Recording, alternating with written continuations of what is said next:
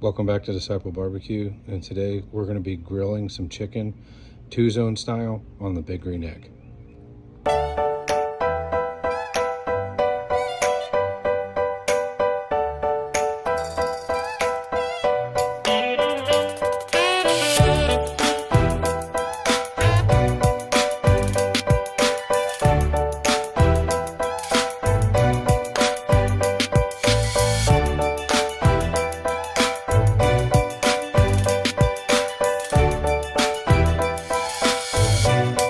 All right, y'all, this Big Green Egg XL is going at about 400 right now, a little over.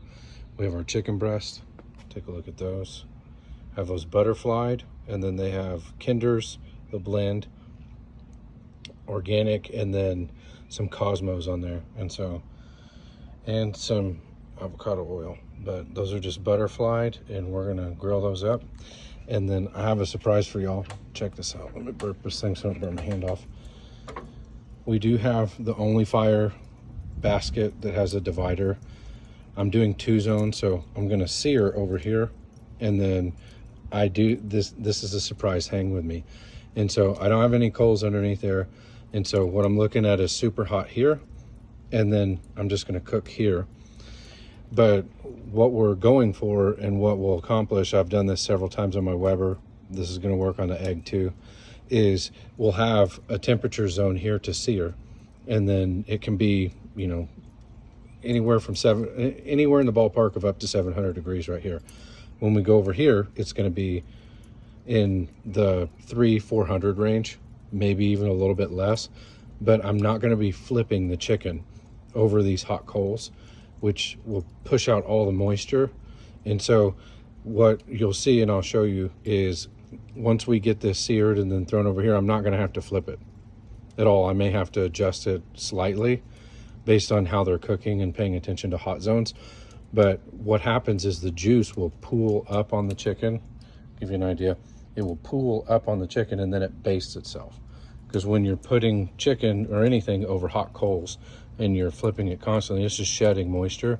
And so doing it this way, you're going to get the juiciest chicken you've ever eaten.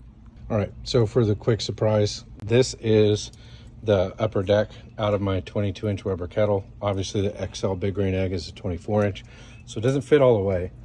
But for those of you who are wondering, if you don't have the Big Green Egg expander or the PS Woo, you can do something like this and add capacity, and we're still below the felt line. So, I mean, you could go even higher with this if you wanted to, but I'm testing things out before I really invest in which racking system I believe is going to be the best for me.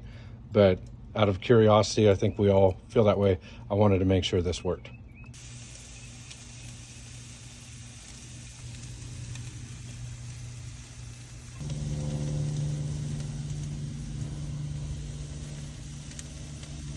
All right, y'all, so I got all my chicken seared. I got it over on this side, banked over here. The coals are still going to burn right here. And so, like I said, I'm not going to have to flip this at all. I may just adjust it based on how it's cooking and temperature wise, because this top rack will cook a little bit hotter than that bottom rack.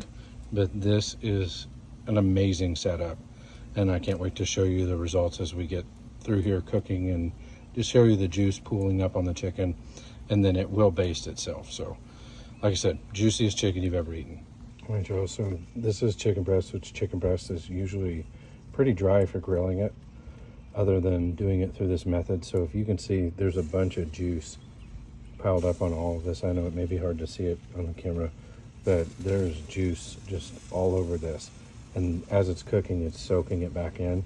And it's gonna, after a rest, it's gonna produce some of the juiciest chicken you will ever eat, especially when it comes to chicken breast. Obviously, for those of you out there that swear by thighs, I'm not talking about that. I'm talking about getting the juiciest chicken that you can get with chicken breast.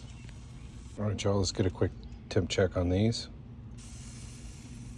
Looking for 165.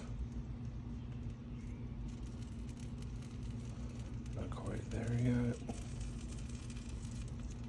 That one's a little over. Let's check in the thicker part. Okay. Not quite there yet. But I think you can see it now a little bit better.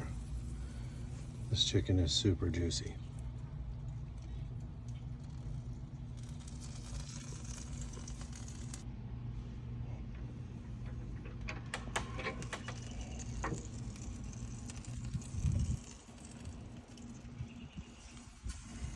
All right, y'all.